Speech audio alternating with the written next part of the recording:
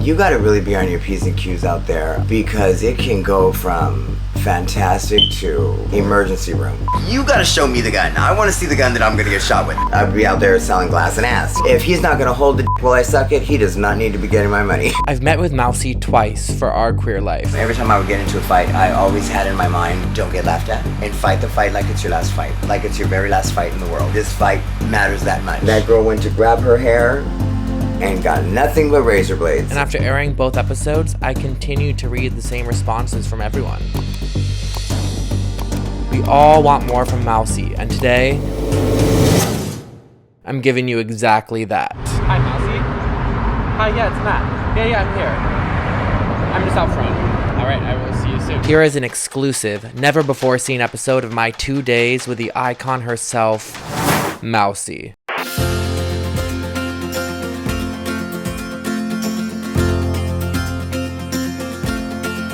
I'm from a gang called Glanto on 14th Street. I've been arrested for carjacking with a gun, assault with a deadly weapon, assault, prostitution. It's just a lot of things that I don't quite understand. Like that people go through that I couldn't see myself going through. Like, you know, when they say, oh my God, I got robbed, and okay, well, what kind of gun did the person have? Oh, they didn't have a gun.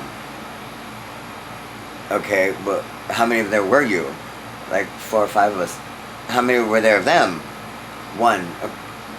Okay, well, like that I can't, like that shit I don't get. Like that, I'm not trying to say like I'm a badass, but come on, I'm the type of bitch, like, you gotta show me the gun. I wanna see the gun that I'm gonna get shot with. Like, I need to see something, because I'm not gonna just cower into the corner over here and let you take my shit. Like, I might have to take a bullet just to believe something. Clients in the past have like pulled guns out on me and everything.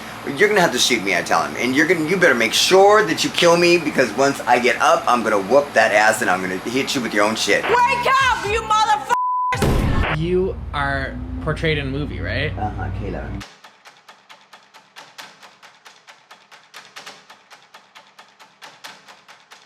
It's about a transgender diva who runs the county jail from the inside out. This dude was in my dorm on the 5,000 floor when we were in the Thunder dorm. He's like, oh, I'd love to do, you know, I know people in the show business or whatever, that I would love to do a thing on your character. I was like, my character? But then he was like, no, I want to do a movie on you, you know, just your whole get down or whatever. I was like, sure, I don't care, as long as I get paid. Which he still owes me money, by the way. You can tell right away. She got the eyebrows on, everything. She was in it to win it.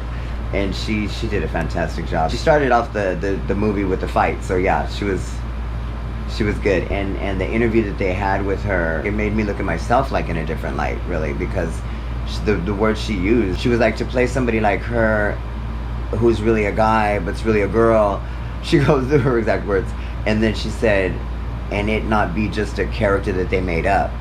She thought that was fascinating. I think this is once in a lifetime opportunity. So they didn't cast a trans woman to play No, that's what a lot of the LGBTQ community was upset about. And at first I was too, you know, because it doesn't make sense to have a female play a transgender. I mean, okay, high five, thank you for giving me that, but still, I mean. And they could have given an opportunity to. Right, and they could have given an opportunity to somebody else to get in there somehow, some way. Or you could have explained it. Yeah, something like that. But that was the real.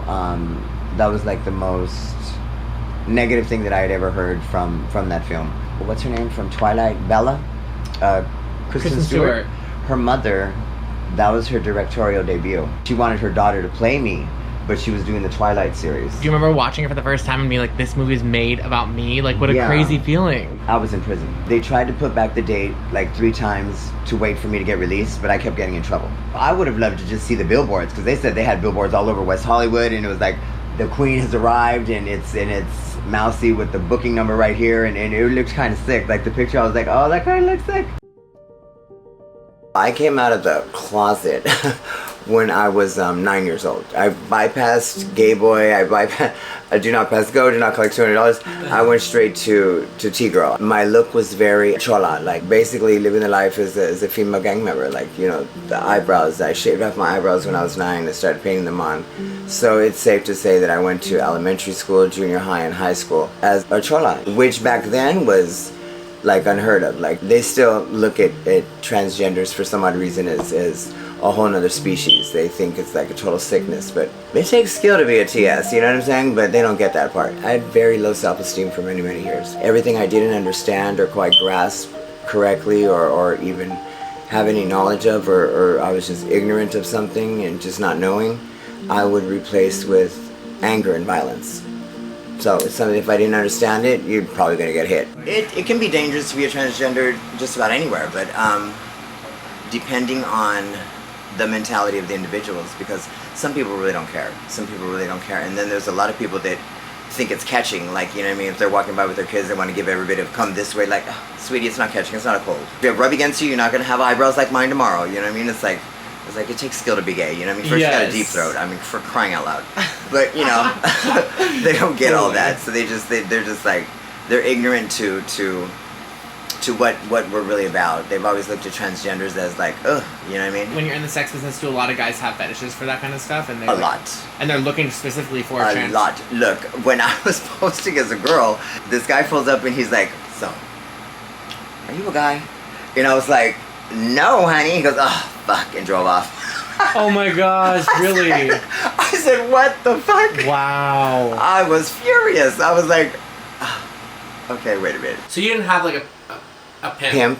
No, I never believe. I can count my own money. If he's not going to hold the while I suck it, he does not need to be getting my money. I think a pimp is just a man who is a manipulative individual who doesn't want to go out there and do it for himself, so he uses and brainwashes girls into believing that they need his protection. I don't believe in pimps, and I think any girl in a situation like that needs to hurry up and get out of it. I don't need somebody slapping me around to have to deal with him, let alone all these individuals that I'm jumping out of these strangers' cars all night and then have to deal with him when I come back. No. Mm-mm. If you're not out there in the grind with me, doing it with me, it makes no. Who the hell? I'm gonna hand you every single thing that I made, and you might give me gas money? Oh no! Like prostitutes, like if they don't have a pimp and they're also just a woman. I mean, I give my hats off to them because they're smart. They're very smart. Because like what she said, like you don't need someone like to manipulate you, taking their money, like And that's all it is. It's just another part of the game. Just buying you the room, and like you know what I mean, just letting you sit there and like send guys your way. But then they collect the money first before you even see any of it. There's been several that have approached me because when I was out there, I was a breadwinner. Like I was about my coins, so I would I had expensive taste. I like labels, I like stilettos, I like to look good, you know what I mean, and all that costs money. And I'm not, you can't stay in a cheap ass motel and charge your date more than what your room is. You know what I'm saying? And she has good taste, expensive taste. Yeah, it just doesn't make any sense. Of course I do, see? Yes. But you know what I mean? It just doesn't make any sense. I had a couple teammates that, you know what I mean, that I would actually go out there and work with. These were breadwinners. These were girls that were Clydesdales. They did not play no games. They were going to make their coin. We actually got some dates together who needed it, and at the end of the day, our rent was paid, and whatever habit we had, that was full, you know what I mean? Because we all believe in that numbing elixirs, you know what I mean? So that you can get out there and deal with John, Bob, Bill, Henry, Frank, you know what I mean? Are drugs a big part of this lifestyle? Yes, they are. You gotta really be on your P's and Q's out there because it can go from fantastic to being a back emergency room. The times that let's say like I got picked up, I wouldn't want them to know that I did drugs because they'll want to like instead of giving me cash, they want to give me drugs. They look at you as a dope fiend, right? Yeah, they look at you as a dope fiend and they look at you as cheap, basically. Yeah. And they'll try and hound you like for like a $20 that takes your value down. Takes way your value down, and so. And with the T-girls, the flip side, they do drugs, and they more likely, because I was like a double agent, like I would sell dope and I'd be out there selling glass and ass, you know what I mean? So it's like they want to get high. They want that girl to be their get high partner. So it was kind of convenient. But I would watch how much I would use because I'm still on a date with a stranger. You know what I mean? Yeah. And is this heroin we're talking about? Or no, this is crystal meth. Crystal meth, or there was rocks for a while back in the day. Rock cocaine, like powder, Chris. But crystal meth is like the main drug. That's like the main, like, get up and hoe. Well, back then I was slamming it. I was using it intravenously. And I was doing like 80 unit shots. And everybody knew I was about ready to go to work. If they seen the get up and makeup done and everything. And because I went out there, you knew what I was out there doing. Like, you would not mistake me for a Girl Scout. Like, I'm out there in a camisole, a bra, panties, or a teddy, and stilettos, or thigh-high boots, and a G-string. Like, this is where I'm at. This is what's up. You know what I mean?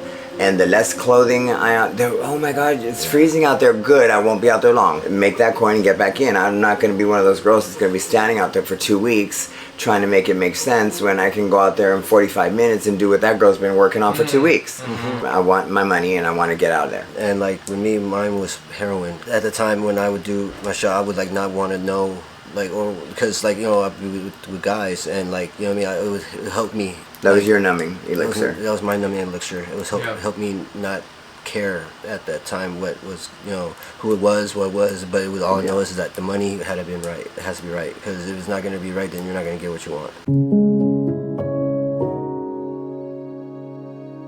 I was brought up like the old school way, like, you know, loyalty, trust, honesty, like, you know, don't burn your bridges, don't steal from your family, like, you know what I mean, like, the, you know, just the basics, you know. And I would always hear my grandmother's voice, and my other grandmother, in the back of my head, you know, she said she didn't care if I was going to be a professional bank robber. She didn't care if I wanted to be a prostitute. She didn't care what it was that I wanted to be, just as long as I promised her that I would be the very best at it that I could possibly be. Just looking back, I trip out on, like I said, I don't have no regrets about any decision I've ever made in my life, whether it was violent, fatal for some, or whatever the case may be. I don't regret any of it. I would do it all over again. My family was very about the holidays. I love holidays. And I just like the whole sprucing up your house and just something about Christmas and New Year's. Just, if you're not around family, it hurts. It hurts like a MFer. There were times that I caught myself, and there's so much of a die-hard hooker I was. There were times that I would catch myself standing outside on a corner, waiting on that next client, and you look across the street and you can see people in their balconies doing like the countdown for New Year's, and you're just like, it makes you get out of yourself for a minute and just look like, and you're standing out here just like a whore. You know what I mean? Like,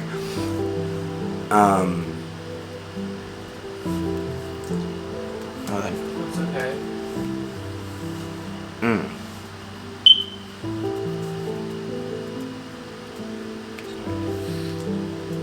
But I have no regrets in life. I have no regrets. I don't hate anybody for what they did to me or how they treated me, whether it was family or friends, because there was a lot of janky shit going on, you know. Me and my sister came with a check. Whoever wanted that extra $800 a month, you know what I mean, their door was open, you know. Back then, you know, I was a kid, so it bothered me, but I quickly got over it. So I ended up in my own motel room, doing my thing, going to school, and selling dope.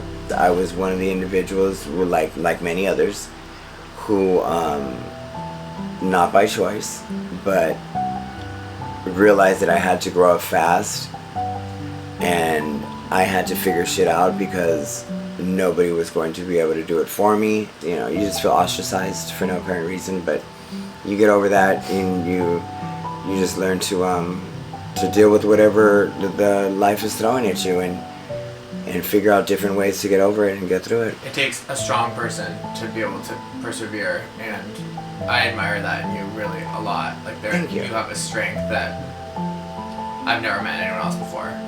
Thank you. And it's inspiring, honestly. Thank you. There's a lot of us out there. There's a lot of us out there who've gone through some madness. I'm just happy to say that that through it all, I'm still alive. I'm still healthy, and Still looking beautiful. I'm gonna die trying. One MAC makeup face at a time. People judge books by their cover. You know what I mean? People don't, like, you don't really know who you're sitting next to, whether it's a classroom, a bus, or church, or whatever it is that you're doing. You never really know who you're sitting next to, or what their journey has been like, or what battles they're going through, or where they just came from. You just really be surprised on people that you've talked to for years, if you just like picked each other's brain, you'd be like floored on either what they've been through or what they're going through or who they are, you know what I mean? A lot of people that know me and a lot of people who think that they know me don't really know me. And this is kind of like putting it all out there, kind of like Band-Aid off the wound, you know what I mean? Just kind of like, here I am.